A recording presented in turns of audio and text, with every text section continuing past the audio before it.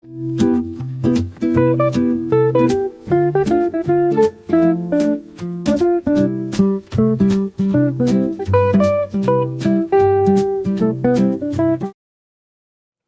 right, my name is Rich Schmidt. We're here with Nicholas Caluori. It's August 15th, 2025. We're at the Nicholson Library at Linfield University in McMinnville. Nicholas, thank you so much for joining us today. Thanks for having me. First question to get things started is why wine? Why not? It's been around since like the dawn of civilization. It's geography, it's philosophy, it's history, it's magic. I don't know. Art. It can be all the things. It was cleaner than water for a long time, so that's where it had its place. And now it's in I think it called to me for a lot of different reasons.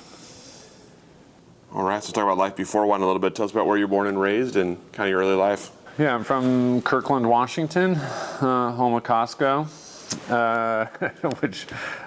that's most people wouldn't know where Kirkland is from, but now everyone seems to know where it's from.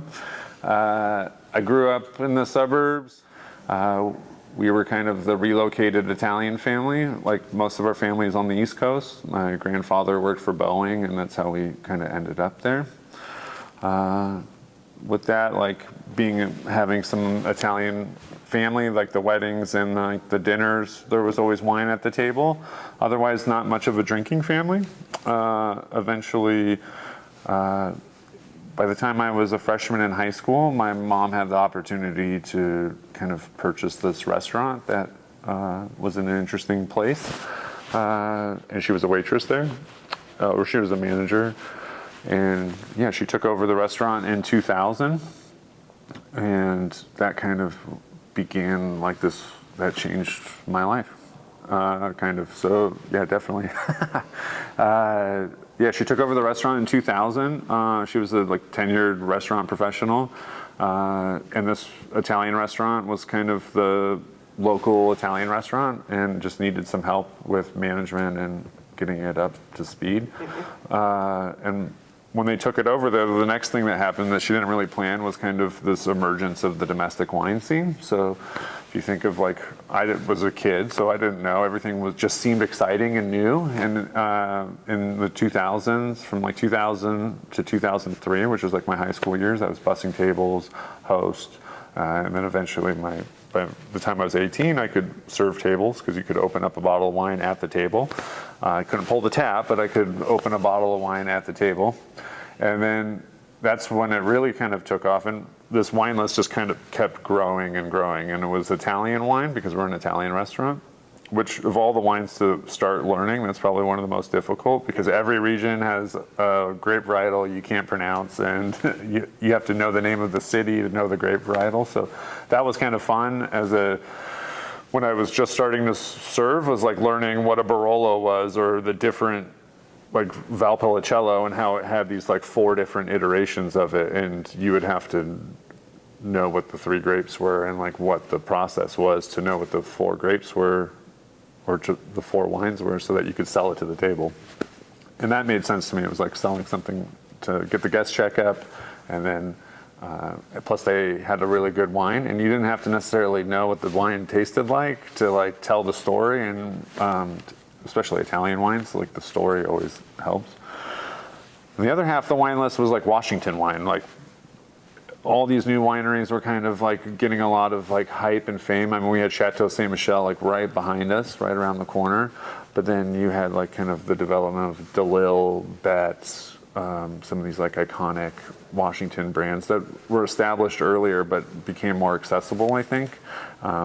This is also when the internet became more popular and websites were a thing, and so this access to information became more readily available, and I think the excitement of local wineries was bringing people around. Mm-hmm. And that was my first introduction to Oregon wine was during this period of time because Oregon was our neighbor. And so my mom was also learning about wines, and so she would get excited about new wines and what sales reps would bring around.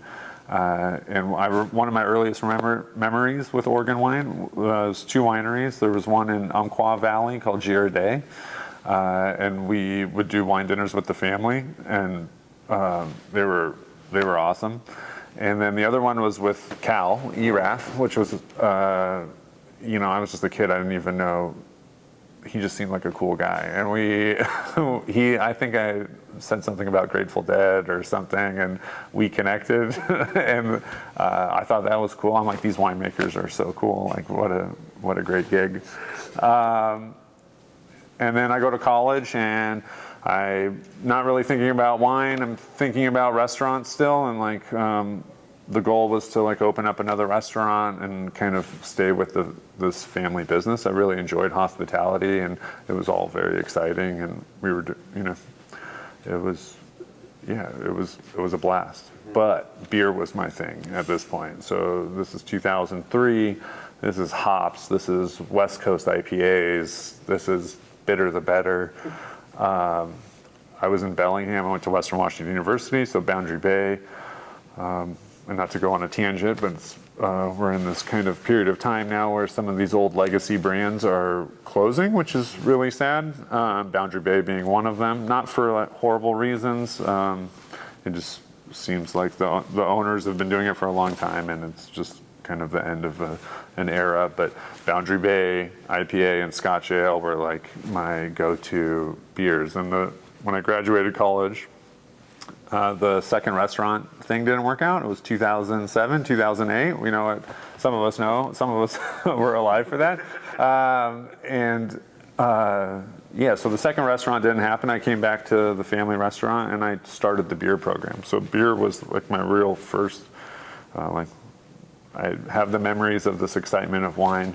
I did get to, I think it's statute of limitations has passed. I did get to try wine in my youth. Yeah. I had my first aha wine moment. It was 1999 Col Solare. And that for me was a moment where I had a wine that like clicked, where I'm like, whoa, wow, this is better than everything else that I tried. And then everyone made fun of me, and they're like, yeah, because that's the most expensive wine. It wouldn't be till later that I like brought wine like where it really became a focal point, because the beer was so interesting. And this is the emergence of the craft brew scene really being super popular. And so the first thing I did was run the beer program, got an extra tap handle, got rid of all of the domestic beer that was on the taps and put all local micro beers on tap, and really expanded this beer program. Started doing beer pairing dinners. We already had these wine pairing monthly winemaker dinners. And so then I started with beer dinners. This kept going for a long time until probably 2010 or 11. I was managing the restaurant, running the beer, and doing like wine ordering and assisting kind of my mom with the wine program. And as I took more of those responsibilities on, I kind of came to this point where like the management of the restaurant and running the restaurant was becoming pretty easy, and I needed this extra challenge. And wine, like there was always something I didn't know about wine. Beer, I felt like I had a pretty good tackle on the variety, like the varietal, like the different regions and the types of beers, and probably what was available. And there was less brewery, so it was easier to keep track of. Wine, I was always running into like, I don't know, and then I have to go find out. So my mom and I took our Court of Master Sommelier intro together in Oregon. We were sponsored. It was a sponsored trip by like a wine distributor that we were doing work with. So we happened to do it in Oregon, which was cool. And we passed the intro together. And I remember the master's song. It was Fred Dames, which hasn't looked as good in the, recent times. But Fred was the original American or a master sommelier from the United States. He led that intro class, and he said, you can't call yourself a sommelier unless you pass the certified test. So then I was like, well, I got to pass the certified test. Joke's on me, I signed up for the summer one, and it was the most nervous I've ever been for taking a test. I'd been in the service industry at this point for over almost a decade, and I didn't think it was over a decade. I don't think I thought I had service down to a T, like I've been doing it for so long, but I was so nervous. I still passed, but it was scary. And then I realized like, oh wow, I had no idea about the certification sommelier world. I was just running this restaurant and finding wine on my own accord. And then now there's this organization that will like test you, and you're like, oh, okay, cool, challenge accepted. And I got into this sommelier group. It was all different wine professionals in Seattle that were studying to pass their either advanced certification or their master's certification. And a whole bunch of people from that group have gone on to become master sommeliers or advanced sommeliers. But while I was doing the studying I didn't know if I was going to take the test or not, but I liked the group and the studying and the tasting, the blind tasting, and taking like this seriously, which led me to be like, oh, there's these wineries. How about like seeing what the actual winemaking is? So that fall in 2012, I reached out to my friends at DeLille Cellars, Jason and Lewis Skinner at the time, Jason Gorski and Lewis Skinner, to volunteer. And so they let me come wash crates and taught me how to drive a forklift. It was a stick shift, which I don't think exists anymore. And like let me run around and pretend like I was making wine. That was fun. I was still restaurant oriented. And the next year, 2013, I did WSET 3 with my mom again. And I think I passed with distinction. I don't totally remember. Really loved the WSET path and like thinking about it, wine in this educational realm and kind of leading towards this MW program.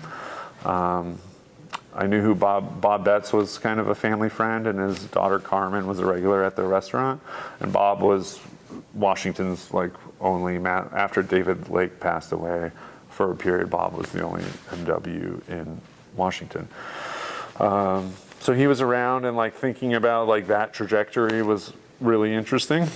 And then again, I volunteer for cleaning bins, just for fun. Not quite as much this time. I haven't fully got bit by the bug yet.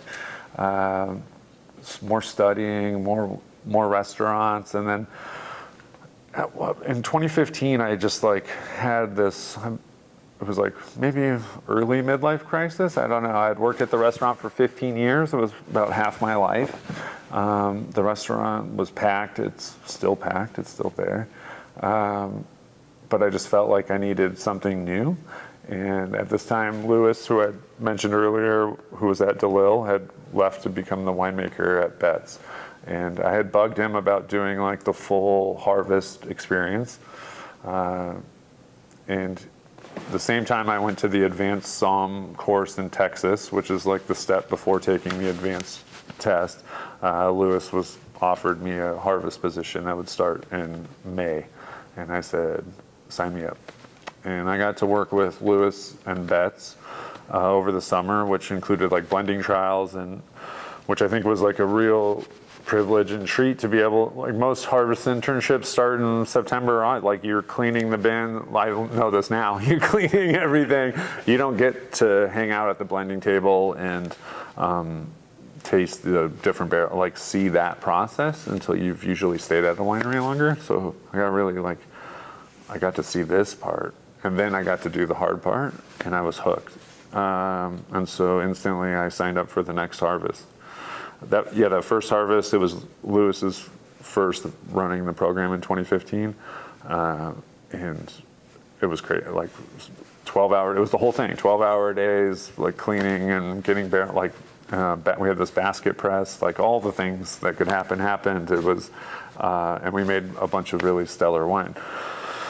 Again, so I got hooked. So then it's like, okay, I got to go to the next harvest. I'm also 30. I'm going to turn 31, and I know that the Southern Hemisphere has restrictions on old folk. So New Zealand, I was a little less strict than Australia, and I had done a lot of work with Chateau Saint Michel at this point, selling wine and wine events, and they represented Villa Maria at the time, and Villa Maria at that time was also like the largest privately owned winery in New Zealand, primarily Sauv Blanc, lots of Sauv B.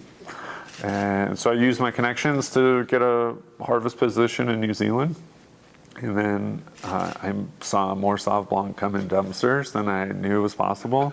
And all of it has this like huge, like that New Zealand aromatic of grapefruit and jalapenos.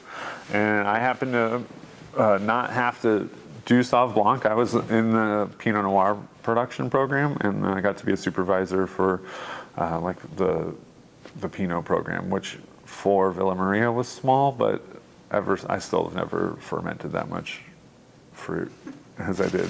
And trying to find a wrench at Villa Maria was like pacing like 4 football fields. And then like there was like bribing. You have to like trade a gasket for a wrench. Like everyone would like, there was people that would like show up, and like the first thing they do is like gather as many gaskets and stick them in their vest, and then just so they would never like run out of gaskets, and you'd have to find that person. They were like the gasket keeper.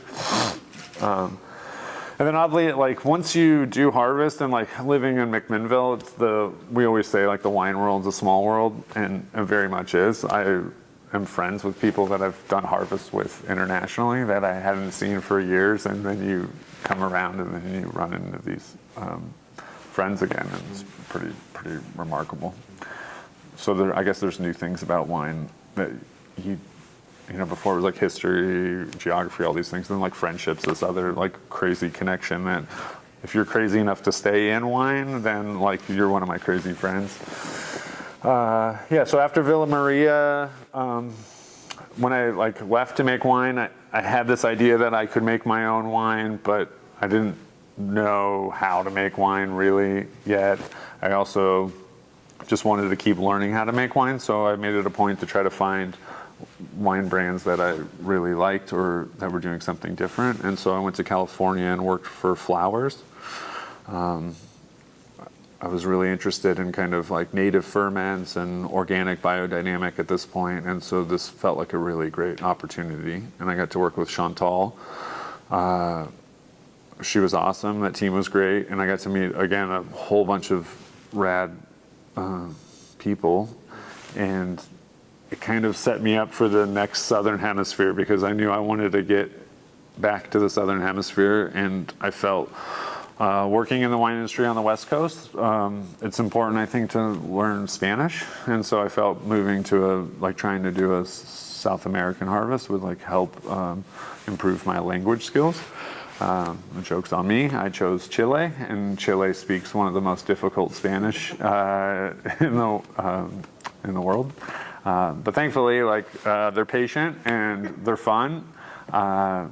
And I had a good connection because Flower, at the time, Huneeus had just sold Veramonte in Chile and Prisoner.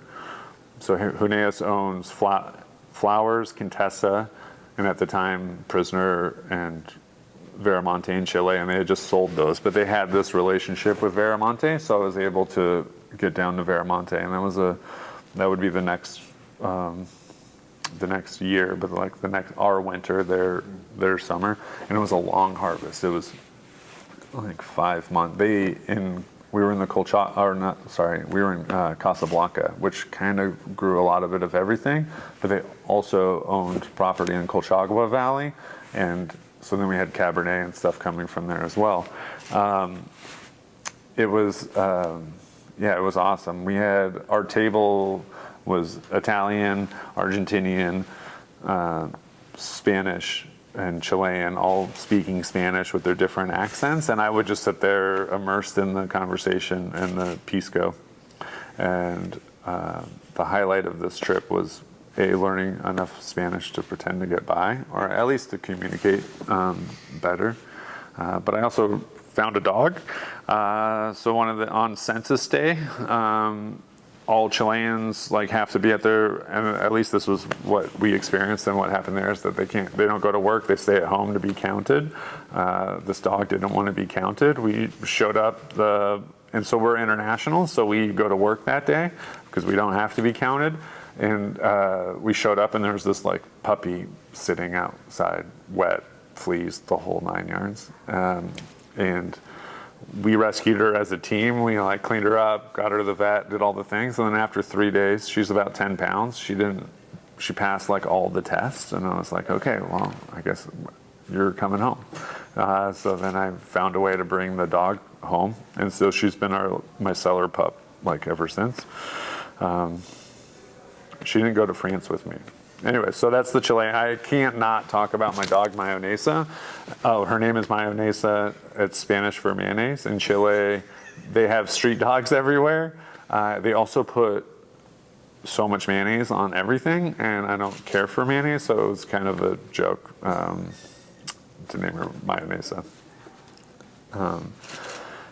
After Chile was rough too. At this point, I've done a few harvests, and as people like I said earlier, you don't get to do the blending trials. You're cleaning everything, and you're kind of the bottom rung cellar. You're a cellar. You're less than a cellar one. You don't get to make a decision really. Like you get the experience, but at this point, I feel like I'm getting a grasp of like how to run a harvest, and I want to see what's after harvest. I want to see malolactic fermentation. I want to see what happens when we have something that doesn't finish. Like we're getting just one part of the picture. We're getting primary, and I want to get to the part where we're putting the blends together. But I had an offer to do harvest in Burgundy, and I would be silly not to take that up. That was kind of like I'll back up. When you're chasing harvest, as many winemakers have done, or a lot of people that are entering into winemaking kind of plan to do, there's like these coveted regions I feel like people want to go do harvest in, and Europe can be really difficult, Burgundy being one of the most difficult. I do not speak French. I happened to work for an American that owned a brand in Burgundy. It was called Domaine du Blair. It has since sold, and he did not bottle my vintage, so I've tried hunting for. He sold the winery with 2017 in barrel, and so the new domain, I think bulk. From what I've tried tracking it down through Coopers and other people, and they said it got sold to like it wasn't singularly bottled, so I haven't been able to track my Burgundy harvest. I had to like sum up the like it was. This is probably, it's like going, I don't know, like studying, once you go into the like study education portion, Burgundy becomes like you have to know the cruise, you have to know all of these facts about Burgundy, and going there like kind of made it make sense. And then you can see it and then kind of place it out, and it was crazy. I looked at another intern, I guess, or I don't like the word intern, like harvest cellar worker. But we looked at each other and we're like, this is wine summer camp. We're getting paid for this? We had a chef. It was like the whole thing. We were stomping around the cruise of Côte de Nuit and Côte de Beaune. I mean, he had rose and Corton, and I'm like picking fruit in Corton, like, crazy. So after that, I was like, it's never chasing hard. Like I can't do another. It's never going to be like this again. So it's time to get a job. And back to that original mission of like seeing how do we get to the blending table. I came, and Burgundy's harvest is pretty short. It's like, it's 2 varietals. It's beat the rain. So we got it all in like early September, and then I'm back home in October, and Washington's still kicking off. Cabs coming in. So I just go around and say hi to my friends and see how their harvest is going. And I go check in at DeLille. Lewis is at Betz, and Jason's still running the program now with this dynamic duo of Nick Bernstein and Mari Rossi. And I was just like, hey guys, how's it going? I'm back. And they're like, you looking for a job? We're looking for a cellar master. And I was like, oh, well, let me apply. And I got through the interview process and got my first job as the cellar master at DeLille. And I actually, 2018 officially, but I helped out topping some barrels during the holidays because the winemaking team went to a wedding in Argentina. Yeah, it would have been a fun wedding, but I took care of the barrels, and that's when I started taking care of stirring. That was the first time I started doing batonnage on Caluori Blanc, which would become like my September to March for the next like 3 years. Working for DeLille was, I had no idea it would have ended up that way. Like, it's such a legacy brand in Washington, and Chris Upchurch was one of those people I'd see at like wine events or at the restaurant occasionally. And then I got to work with friends. Like Jason's been somebody I was friends with for a long time. I knew Nick previously as well, from when I was like checking in at DeLille every once in a while. And I got to be a part of making some of my favorite wines. So from 2018 to 2021, we did like so many exciting things. We got our like first wines in Wine Spectator Top 100. We moved wineries, and we at that time DeLille took over the old Red Hook space, and Sparkman Cellars has a portion of it too. And again, I started in this beer world, and Red Hook is like the iconic Seattle beer, or it was before Anheuser-Busch bought them. But sorry, you don't have to edit that. And so like being in that space was super cool. And I mean, just another beer wine tie-in. Tyson, I'm going to say his last, Schiffner, I think. I'm going to say his last name wrong. Tyson was a brewer at Red Hook Brewery, then became the winemaker at Betz at some point in the mid-aughts, and then left to start Sumerian Brewing. And then there's another past statute of limitations that there's a long story of how my friend group got a keg in high school, and it may or may not have come through friends of Tyson when he worked at Red Hook. Anyways, so we're back. We're at DeLille, and we're just making really cool Bordeaux wine. And this team is awesome. I get to do everything. We're part of the blending process. I get to see all the barrels get through. At this point, I'm helping run the bottling programs, and I even get the opportunity to do some design work. I didn't mention it earlier, but like when I went to college, restaurants were like a focal point, but I did throw my hand in trying to be an art major. I didn't get accepted into the art program. But then kind of in a good way, art has always just been kind of something I do on my own terms and not necessarily for financial or a job. And I've made that available. So there's lots of harvest shirts that I've designed, those various like Chasing Harvest. And then when I was at DeLille, I was able to kind of do some artistic expression, and like there's like a hat that I designed, and most notably a lot of cellar teams that kind of have cellar wines or maybe an experiment that they're running on. And one of those at DeLille was this like sparkling wine that was just a cellar project. And for fun, I made a label for it, and then it kind of became a rough draft for what their sparkling wine looks like now, which is, that was like, wow, cool. Like I have gotten this to a level, like my art stuff, where other people like it as well. And this is kind of culminating to like my end of time at DeLille. I enrolled into the Washington State University Viticulture Certificate program. Again, this like kind of always wanting to learn more. And the more I learned about the vineyards, the more I kind of did the calculate. I'm 3 hours away from the vineyards. So living in Woodinville, Kirkland area, making wine, and then having our vineyards in Yakima, I started to feel the disconnect a little bit more.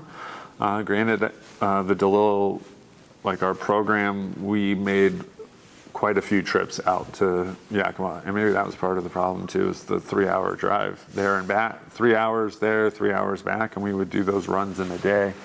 That's just a lot.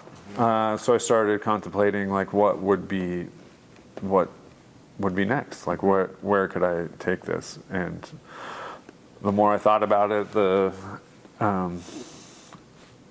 the more I thought I could maybe do it and pursue it. And I guess I'll back up a little bit and talk macro. The wine scene is like growing huge now. So in 2000, it was just these kind of brands that have been around for a little bit getting bigger, and now there's lots of new brands popping up. And even traveling harvest, like natural wine, this idea of like even orange wine was kind of a novel concept, I think, in the domestic market, and especially in the restaurant scene in Kirkland. So that was all just, it keeps getting bigger. And Washington at this time was like pretty conventional still. We're making a lot of Bordeaux style wines. Washington can grow pretty much everything but Pinot Noir well, except when you get down in maybe the Columbia Gorge area. But for the most part, when you think of Washington wine, you're thinking of like big Rhones, Bordeaux blends, and pretty conventional winemaking, fining, filtering. Not a lot of like wild stuff was happening at that time. Whereas Oregon is kind of like, maybe there's a little punk rock stuff happening down here. I had met Barnaby years prior selling wine, and he was talking about natural or native ferments and Riesling, and like, yeah, he's still doing it. Like, and there's more people saying the same thing that he's saying, and that was all in my sphere at the time. And so when I like looked around, it was right there. I was like, why not try to go to Oregon and see what's happening down there? And yeah, so I took the leap. I reached out to friends in Oregon, Chad Stock and Bree Stock, just to see if they knew anybody that was. I never really saw jobs pop up too much in like the normal channels that you would look for, like wine jobs, and I kind of felt like Oregon happened a little bit behind the scene, like you had to be in the valley for people to tap you for that next position. So I thought it important just to like get to the valley, and yeah, they helped me find a position at Apolloni for harvest, and I assisted with that. It wasn't going to be the right fit for me, so I ended after like January after harvest, but they allowed me to start my project. And so, like I said, I entered into harvest with maybe this idea that I could make my own wine. And the more I was learning about wine, the more I felt it important. And again, these brands, like more brands are popping up, that it was important to like have a story or like have an explanation of why you made the wine to make it a better connection with the person that's enjoying your wine, because there's so many that I don't want to be just another person that's just fermenting something pretty straightforward, because there's already so many people that are good at that, or people that have these properties that have these ancient vines that can do that, and then I don't have access to. As a new person, it's hard to have access to these really old vines because I didn't start early enough. I was doing experiments in the cellars on the side, trying to just keep understanding fermentation and different techniques for fermentation, and I had come to the point where I felt like I could marry all of these experiments, my knowledge of wine, and add to the pot of wine with something that's a little bit different than what's already out there. And that started in 2021, and that became kind of that's been kind of the main focus of me while still being able to make wine. And Chad and Bree, who I had mentioned earlier, who kind of helped me get into Oregon, had started a brand called Limited Edition. Chad earlier had a brand called Minimus, which was like this wild winemaker's wine, if you will. So like as a traveling harvest worker, you like hear of different things, and you hear about this winemaker that's leaving things on skins for a while, or all this kind of avant-garde stuff. So that's how I first knew of Chad and had met him and tried his wine. So that was someone I contacted. And Bree, being a master of wine, it's always the MWs always have.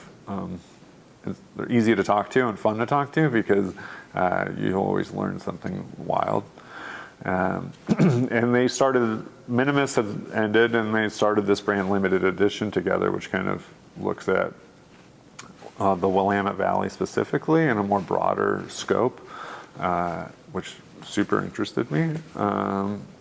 Mind you, I have been to the Grand Crus of Burgundy, and I respect the lens of land through Pinot and Chardonnay, and how certain aspects in certain areas can create this really magnificent wine. But I also know the limitations. If you don't have that plot of land and you don't have the 30-year-old vines, it's really difficult to participate in that way of looking at a place like Willamette Valley. And I think as you travel the world and see different parts of the world, the Willamette Valley has portions of it that look so similar to different and have climates so similar to different parts of the world than Burgundy. And limited edition was going to kind of go treasure hunting for that. And so in 2022, they had built their brand big enough to get into a larger facility. And so I helped them build out the facility in 2022, which is out in Gaston. It was the old Elvenglade facility. I believe that's correct. And then I believe Tony Ryder had made some wine there, as well as Remy at some point. So the history of a lot of the cellar, those I guess 5,000 case size cellars, is that in Willamette Valley, is that one of your peers has probably been in that space before you. It was super exciting though. We brought in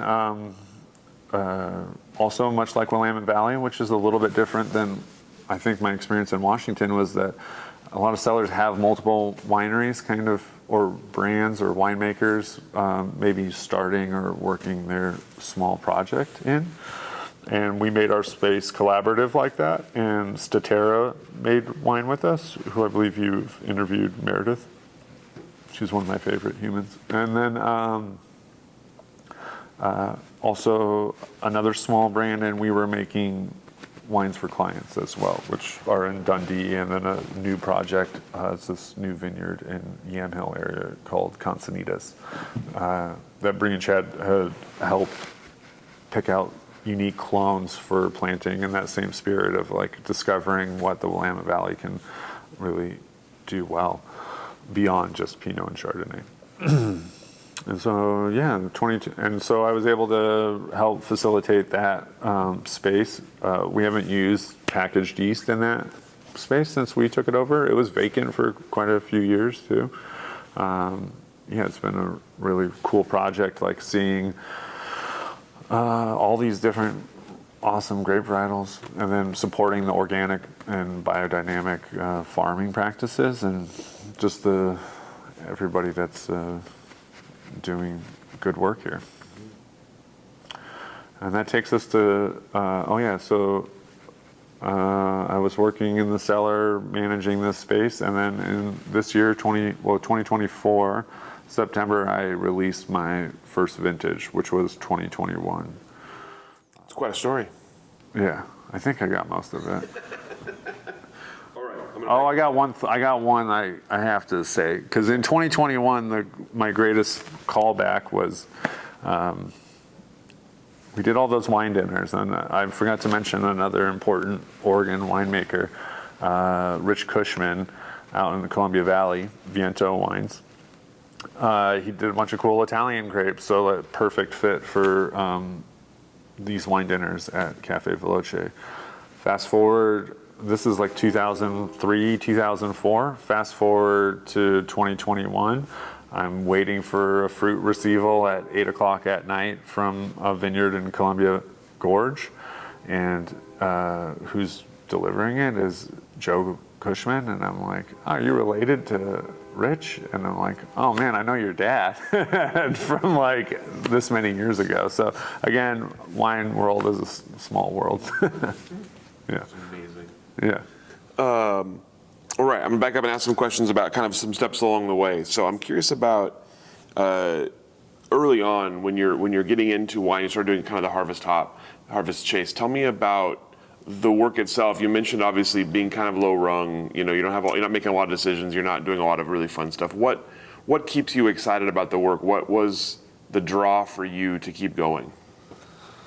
I mean, yeah, it's hard work, but like a pressure washer, there's not much more satisfying than like spraying dirt away from something, and then like the mise en place of putting like the day away and like having that like pristine place that you're gonna trash the next morning is like really fulfilling, I think. So like that keeps you hooked. And the camaraderie, like it feels like well, there's a couple, not everybody feels this way. And I always, after doing it a couple times, I saw the filter of like, if you do it a second time, then you have the right kind of crazy to do it for a long time. And a lot of people can do it the one time and enjoy it, respect it, but like it's not for them. And so after the first time, I already knew I was hooked after I signed up. It's like, I guess that you don't quite totally, the cleaning processes change everywhere too. So it's really interesting how meticulous one place can clean and how another place might just be like water is enough, or that the hose was close to water, so that should be clean. And I didn't have anybody that bad, but like you hear stories, more so in Europe. And then, like that, so that changes, and you're just making note of that. But like the punch downs and the color, like doing the things that you do for color extraction and being like that, all keeps you entrenched. Being able to smell, it's changing so much. Every day is different and getting bigger, and then eventually smaller. And it's just exciting. Like I can't think of not doing a harvest, regardless of like but that there's that moment where you start wanting to help make the decisions, or and you want to like be the one to make the decision, I think. And that, yeah, the work part I still enjoy that part. It just became that moment of like, I want to be the one that says like, this one's whole cluster, this one's not whole cluster, and know why. But you had to get to the point to where you kind of know why. So tell me about the part where you start to make those decisions and you start to see the wine cycle outside of harvest. What was the rest of the year like for you as you started to see the non-chaotic part of the wine year? Making Bordeaux style wine involved a lot of racking and returning. So I also quickly learned in my time at DeLille that there wasn't really a downtime. There was racking and returning time, which is like the opposite of kind of a lot of what everybody here does in terms of Pinot Noir production, which is highly more sensitive to oxygen. And so you're not racking and returning the whole year. But that was more like this interest in like watching the wine change and how raw it is, and then how it goes through these different phases, and knowing like when we should try the wine, when should we not, when should we be making decisions on the wine. So yeah, it was all like, eye-opening, that it was changing that much, or that it could be something that you thought you didn't care for that much. And then also I was learning coopers, and the nice thing of working at a large like Bordeaux facility is we used a lot of new oak, and a lot of different new oak and different toasts and different stave ages. And so like being able to watch how that affects the wine was that was the new thing now to like learn and pay attention to. And then always like thinking about that, like now that you're a part of now you see how much work goes into like what's that next decision that we're going to make, and you can't just on a whim make a decision. We have like you get together, assess what we did, the decisions were the year before, and then we spend all this time thinking about how can we change, do we want to change it? How do we want to change it? And then how do we set up a trial to change it? And that was probably kind of the next excitement was coming up with these new trials and tracking those and following those with a team. And I mean, racking and returning, we could I said earlier, like Nick Murray and I could do 100 barrels racked and returned in an 8-hour day. And Fridays were Frank Ocean Fridays. So like the tunes were blasting. We had this huge cellar, great sound system. Like, yeah, and we were just dancing most of the time. Dancing with forklifts and wine pumps, but yeah. I still try to keep that. I think that's another thing that probably gets skipped over sometimes is like how much fun we have in the cellar. They're big spaces in the middle of nowhere typically, and you can turn your music up as loud as possible, as long as like everyone's on the same page and we're not disturbing. Like it's still safe, you know. But like there's lots of good playlists happening in cellars right now. Can't do that in the office. Certainly not. I'm curious about, you mentioned obviously you worked a lot of different places, a lot of different sizes, different kind of scales, different approaches to winemaking and grape growing. Tell me about, comparing someplace like Flowers with a massive place in New Zealand or in Chile. What were the takeaways for you as you were kind of plotting your own path forward? What were the big things you were learning as you kind of thought about, I'm going to make wine someday, this is how I want to do it, or this is how I don't want to do it? Yeah, I think communication is huge, and respect to everybody on the team, and especially with your harvest cellar hands, because the amount of talent or future talent you could have working for you is important. So I think like setting really good communication and like having that time to educate anybody on the team is really important, and like everyone has different strengths and weaknesses on how they communicate, and so like throughout my time doing that, like there was different things that I could learn from different places based off of their like communication technique. Like I find like management, it's tough, just speaking as like wine as a whole, not just my individual experience. I feel like management sometimes can be really difficult for wineries. You're a small person team typically, even in these really large wineries. Villa Maria, for instance, I think we're like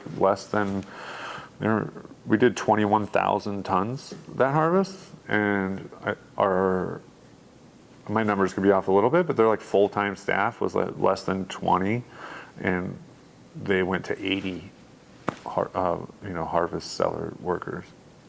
That's huge. And then DeLille, we were a 4-person winemaking team, and we doubled or tripled. So suddenly, like, you're these small pocket teams that can execute whatever the tasks are, and then harvest comes. It's a stressful environment in general, just because we have no control over when things are coming. We try to impose control by like making a pick date, but the rain could change your pick date real fast. And then suddenly, like, you have twice as many people with varying levels of experience, and you have to manage these people. And I find that sometimes that can be difficult for teams to do. And so that was one of like the things I found pretty important whenever I had harvest teams. I was lucky. I mean, I had all this restaurant experience, and I managed and trained lots of high school kids and college kids. I had pretty good experience with that. So it was one of the things I thought I could like bring to the table when I got into the cellar, was that I could do a good job managing like a harvest crew and make it fun for them, and hopefully like keep some people in it. What about from a sort of winemaking style or farming style or technique perspective? How were you kind of just making decisions or honing your craft in that way along the way? Yeah, I have so much regard for like the person that's working in the vineyard and the work that goes into growing the grapes. That's why I like moved to a place I think that was in the grapes so that I could access that knowledge and ask those questions and try to learn from them. Because it's interesting like hearing winemakers talk about decisions that they make and like or thinking about like going out to a vineyard and like being able to tell them what decision to make. And yeah, sometimes that disparity I think between winemaker and viticulturist can be a lot. So it's like asking of something that not thinking about the manpower to do it, which is also like sometimes you can ask a winemaker, why don't you just do this? And you're like, well, it's not quite that easy. So before I ever would think about telling a viticulturist what to do, I would need more time in the vineyard. Yeah, especially with like certain management property, like crop yields and those kinds of things. I've had a pretty strong feeling about crop yields in Washington for a while, and it's not a common one or one that people like. So, yeah, I think it's interesting in these climates where we can obtain like sugar ripeness early. And California also being one of those. If you think about those like really old, awesome pre-1994 bottles of Washington, Napa, they're under 14% alcohol, and they drink like kind of old Bordeaux or a little more rustic. And then we saw this shift into riper berries, which meant lower crop yields, more in this Burgundian method, but of like having like 1 ton, 1.5, 2 tons to the acre. But that's a cool growing region, and you can't crop that high. And we're also talking about varietals that don't crop that high. So like in a region where it's warm and I think you can hang more fruit, and you might get a little more hang time. So like the idea of telling a vineyard manager like, oh no, I want this at 2.5 tons, like it's not premium unless I get it down. Yeah. And that's kind of where we've been at and so the market is kind of, or like, well, right now I think we're in a surplus of grapes, so they wouldn't want to be hanging more fruit anyway, so what do I know? Again, I'm just a winemaker, and I don't know, I'm not here to tell viticulturists what to do. So let's talk about limited edition a little bit and your experience there. Tell me about you talked about the project a little bit and kind of the idea behind limited edition. So tell me about your role in it and I guess what you learned through that project. Yeah, I work closely with Bree and kind of manage that production space. And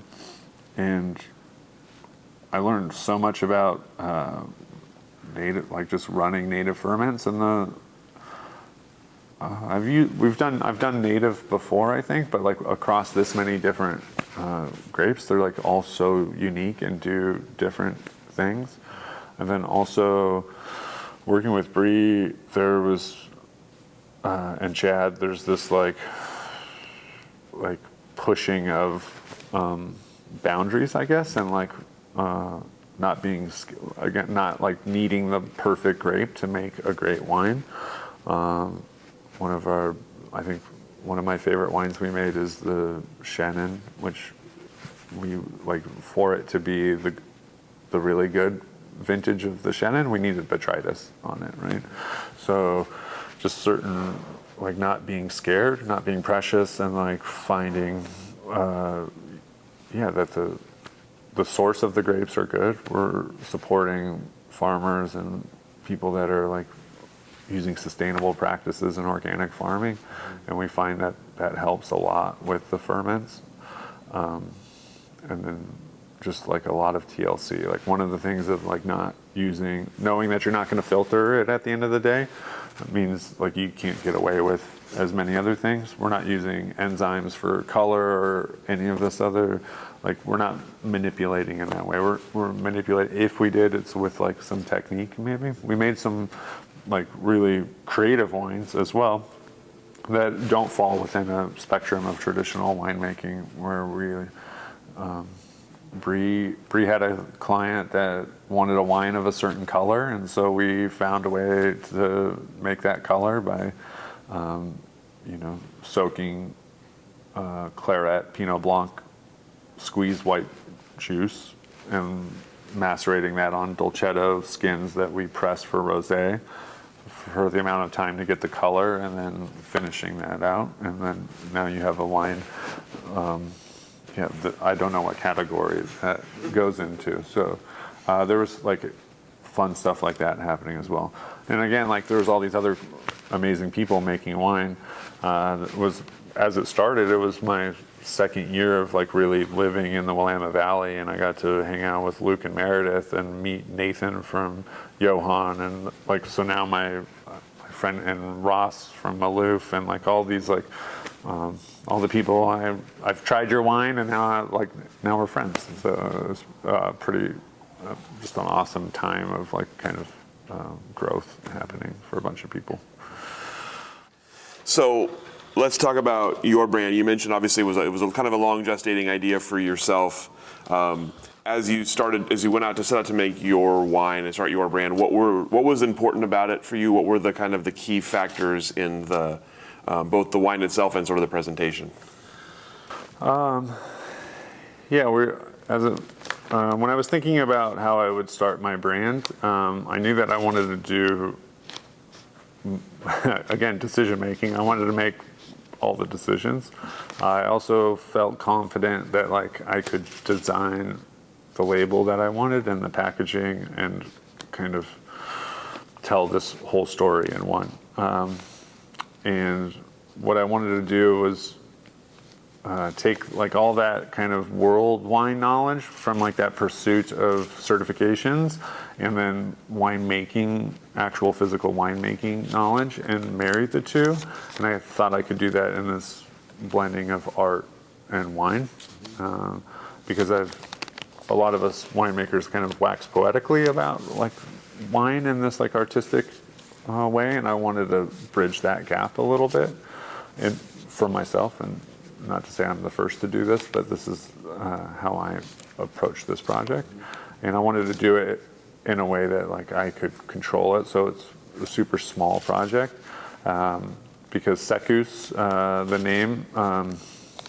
So originally it was called Le Merde, which means the shit in French, and those were my experiments. And the idea was that it would either be really good or really bad. It was also a commentary on just name something French in wine and it'll be really good.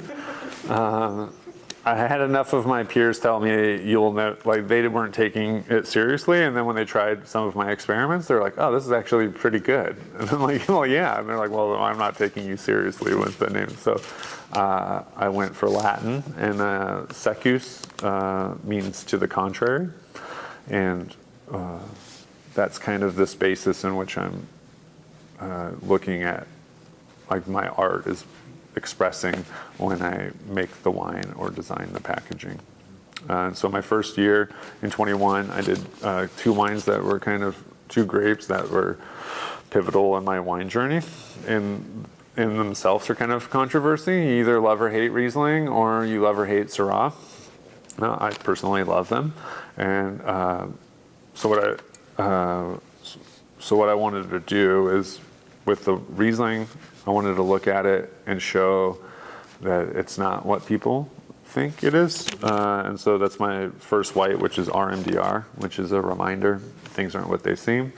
Riesling has this whole spectrum of sugar, no sugar, pick date, depending on the region, how they ferment it. And so this is a blend of 3 different fermentations. It's 50% barrel ferment, kind of like Alsace, 25% stainless steel, which kind of retains the aromatics in the zip, and then 25% skin contact, which gives you this like mid palate and kind of funk to it. And so I wanted this like textural wine that would go great with food. My Syrah is from the Rocks District. Again, I didn't touch about it too much. Is the Rocks District is when you get into wine, your first hook might be the local winery that's around the corner, and then you really dive into old world wine, and it's hard to get out of old world wine. And I found that the Rocks was this like, whenever there was a blind tasting, it's so distinctive that for a domestic wine region, it's really special that you can like, and Willamette Valley sometimes, like there's certain regions that have the cherry cola thing, you're like, Willamette Valley, instantly. But the Rocks like kind of drew me, and it's a complicated chemistry for grapes and all of these things. So that alone is kind of I could talk about the different ways. It's also it's Oregon, but it's kind of Washington. So that's also a silly, interesting thing about the Rocks District of Milton Free Water. But I approached it with this look at whole cluster fermentation. So it's 100% whole cluster, because that's how I felt I could unlock kind of the wildness of the Rocks District of Milton Free Water. You got to say the whole thing. But then I also, through wine tasting and winemaking, I found this kind of green astringency from whole cluster fermentation, and I felt that happen during the higher alcohol portion, which is more of a solvent. So I removed the stems halfway through fermentation. And much like my peers, when I asked them if this seemed like something, if this made sense, they should like, yes, this makes sense. It sounds like a pain in the ass and a huge mess. It is both those things. And Brie will say that I broke the destemmer in 2023. I say that it's a really old destemmer, and we replaced the piece and it works fine. It was just gonna break at some point. I happened to break on me, and now it's working fine. So that's Kick Rocks. So I brought the RMDR with me, which is the Riesling. Into the packaging, again, I wanted to do things different and kind of enter into make something that's also familiar for the premium collector or like that category of wine. And when you're a wine buyer, you receive these wines sometimes that are wrapped in tissue paper, and this like feeling of unwrapping is like really satisfying. So much so that you're like, I want to keep this tissue paper. You don't keep the tissue paper. What are you going to do with the tissue paper? So I made a newspaper. I reached out to our local printing press here in McMinnville, Oregon Lithograph, and they do Crush, the Crush publication that comes out, which is in both Spanish and English, which is rad, and then our local paper as well. And I made a newspaper. So this is the bottle. Right away, if you're a real nerd, you'll know that Riesling doesn't come in this. Doesn't come. I don't know if there's an official rule on which wine goes in which bottle, but typically Riesling's in a Hock bottle, which is a tall, skinny bottle. It's in a Bordeaux bottle for a couple reasons. I liked the taper to it, and it's different than the Riesling bottle. But also for a collector or anybody running a wine program, Bordeaux-shaped bottles are the easiest bottle to work with. Riesling bottles are notorious. You have like 2 bottles in your collection and you put them in your case and they poke out the top, and then you can't put a case on top of it. Who wants that? And then Pinot Noir bottles, based on their like diameter, can not fit in your case. And then also sometimes you can just stack bottles on top of bottles. You can't do that. But you can with these. So I was thinking of all y'all when I did that. The label itself is pretty simplistic. It's kind of an ode to the old world wines, where you would have the name of the village and then you would associate what grape was grown there. In this case, you have the name that I created for the wine. And if I were to repeat this wine, RMDR, you would know that I did the same process that I mentioned with the barrels. And then you have the AVA and the vintage. Pretty straightforward. And then on the back, it just has some more of the useful information, the vineyard, and a more specific AVA if necessary.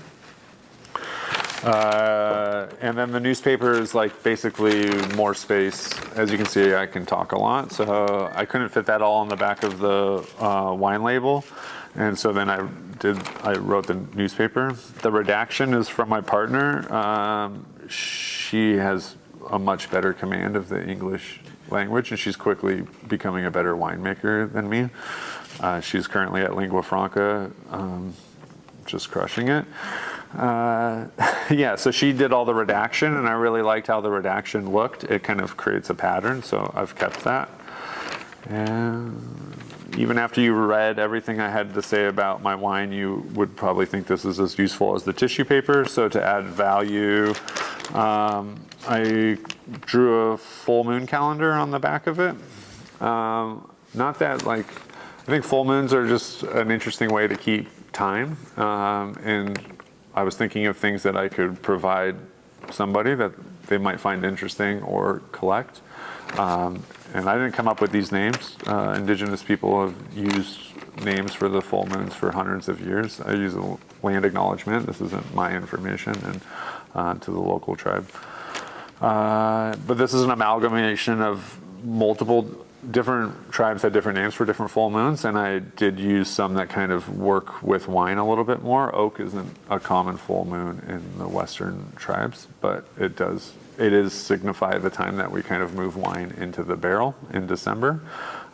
Anyways, this was just a fun way to kind of tie in my art as well with the wine. So the grapes are kind of a medium, but as well as everything that's visual.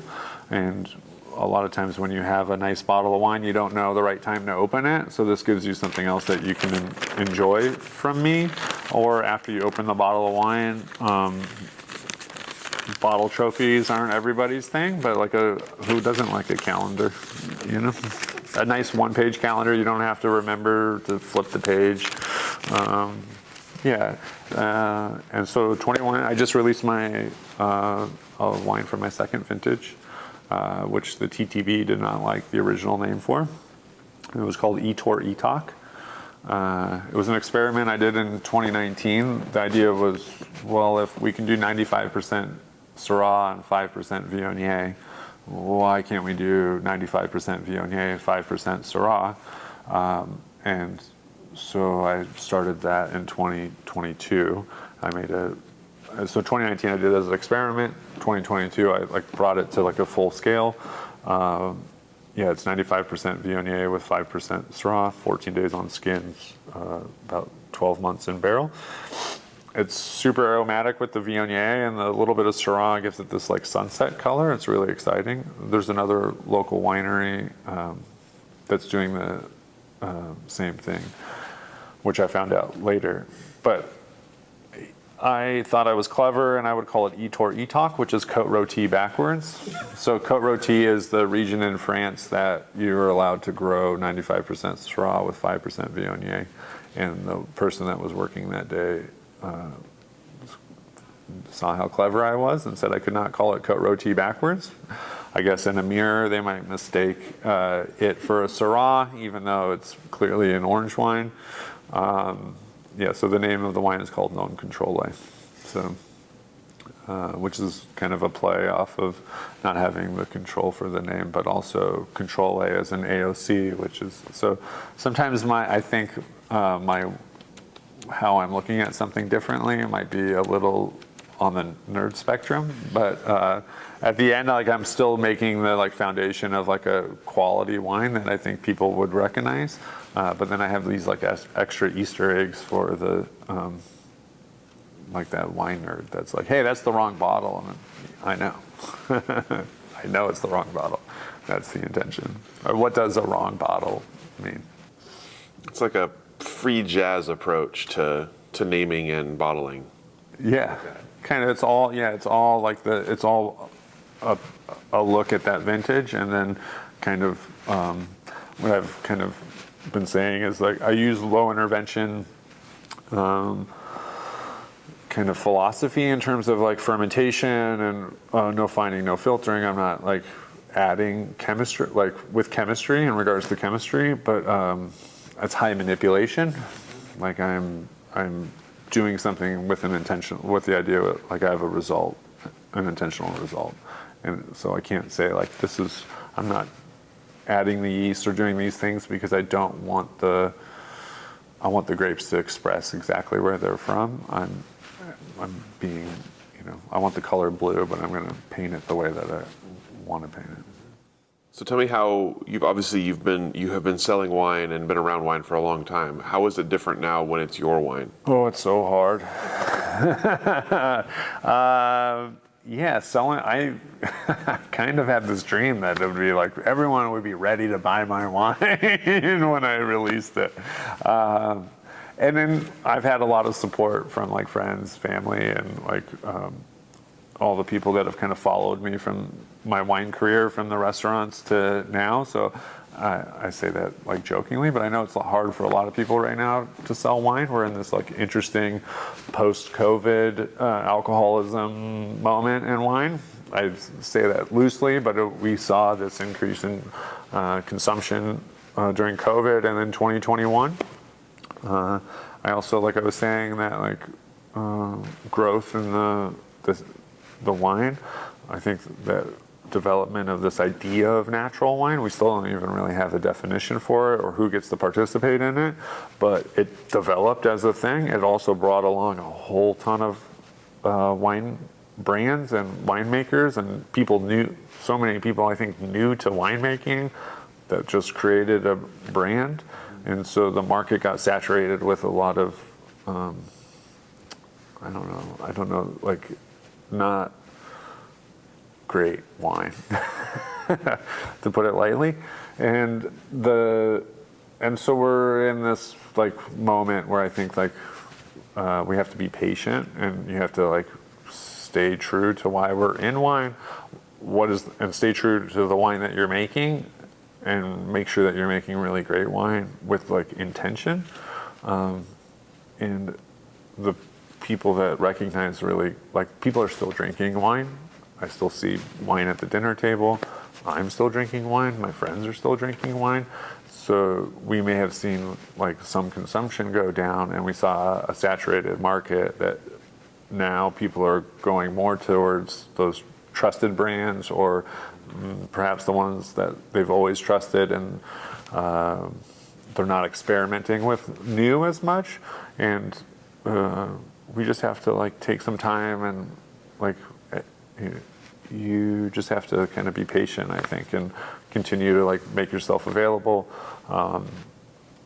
Explain your wine, talk to anybody new that's never tried wine. Continue to try to like, we don't need to be grumpy that it feels like people aren't, we have to like be excited to show people again. Like maybe this is the moment where it's exciting to be like, oh, people forgot how to have wine at the dinner table. So let's do that, because cocktails are cool, they're fun, and they keep trying to pair cocktails with food, and sure, sometimes, but I think wine is easier to do, and it's lower ABV, and it has a tradition at the table for family, friends, community, civilization.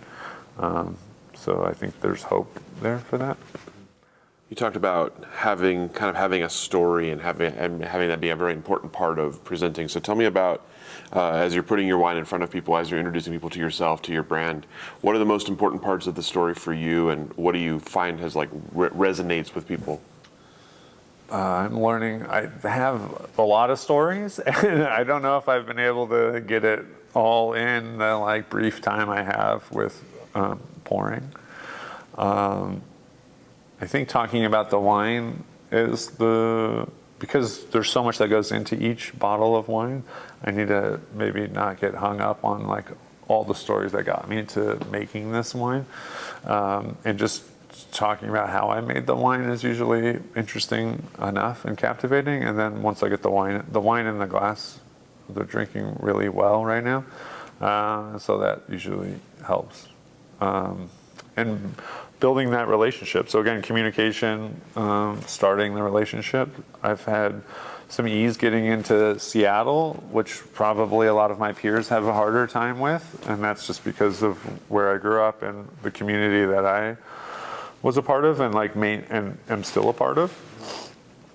And then Oregon, because I only moved here in 2021 and I lived in the Valley, like the restaurant scene and hospitality scene, like I'm still kind of introducing myself. So trying to find those like backstory pieces that fit in help, I think.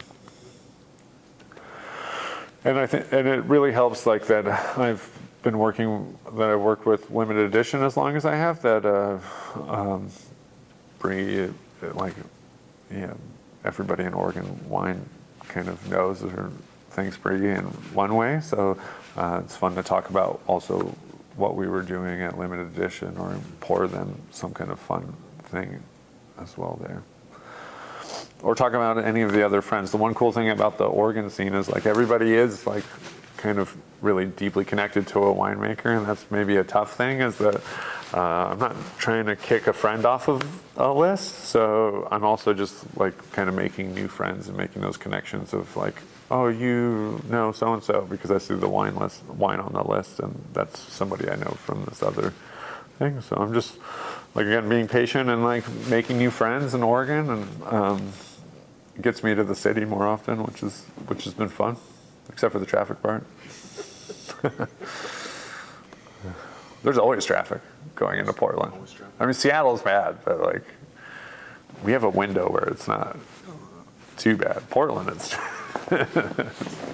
we need a train to Wine Valley. Wouldn't that be great? Yeah. Yeah. Just a whistle stop train that rolls into all the different wine birds down here. Yeah, I perfect. like that. Yeah.